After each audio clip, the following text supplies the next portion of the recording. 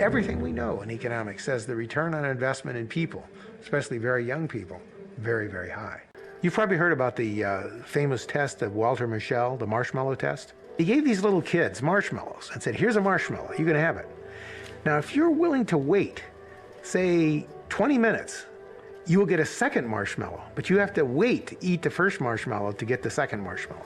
So some of the kids couldn't wait, they ate the marshmallow, others waited. 20 years later, Mischel follows them up.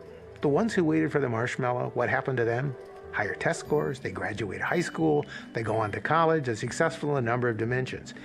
That there is strong biological evidence, strong neuroscientific evidence that suggests that early childhood conditions determine, to a degree that we didn't realize before, the later success of a person. And so what we learn is that if we give the base early on, it becomes much easier to invest, to teach, and to motivate later on. Early investment is giving people the early background that we know supports success among those who do succeed in the larger society.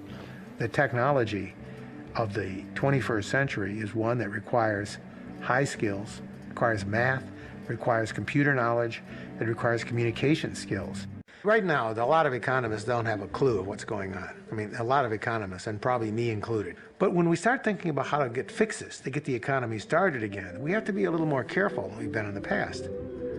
We have a big emphasis now on potholes, infrastructure it's called.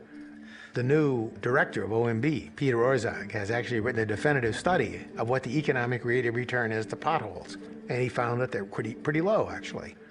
What I learned and became so important was that investing in people was as important as buildings or structures or roads, although those are important too.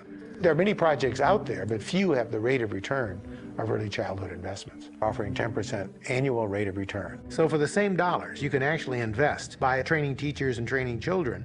But what comes out of it is a reduction in crime, the promotion of schooling, the fact that we're going to get a more skilled workforce in the future. There are very, very few government programs that have any return close to this.